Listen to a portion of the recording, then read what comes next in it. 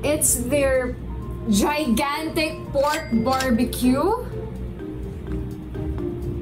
As you can see, and then served with a side of corn on the cob and coleslaw on a separate container.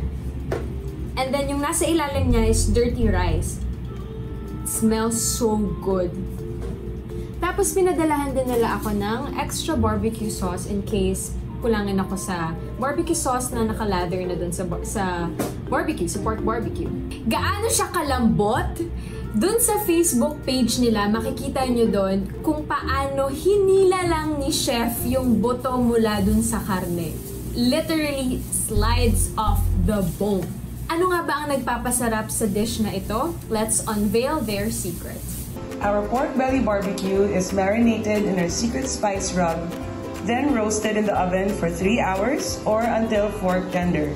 For Night Kitchen's special barbecue sauce, combine all ingredients: ketchup, apple cider,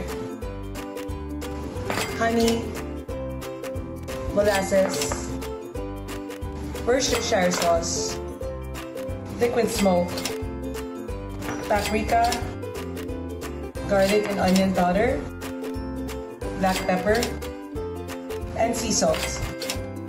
Mix it well. Serve on a bed of dirty rice and corn in the cob. Okay, let's get one thick slab of pork chop, dirty rice with chopped tomatoes, parsley, some corn on the cob. Tapos lagyan natin ng coleslaw on the side.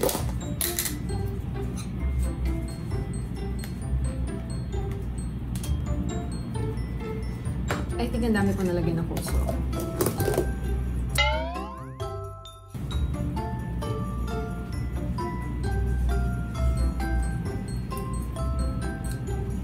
Wow, ang lambot!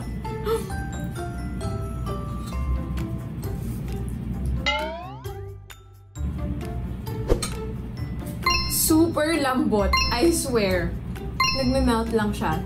Nagme-melt lang siya sa dila ko.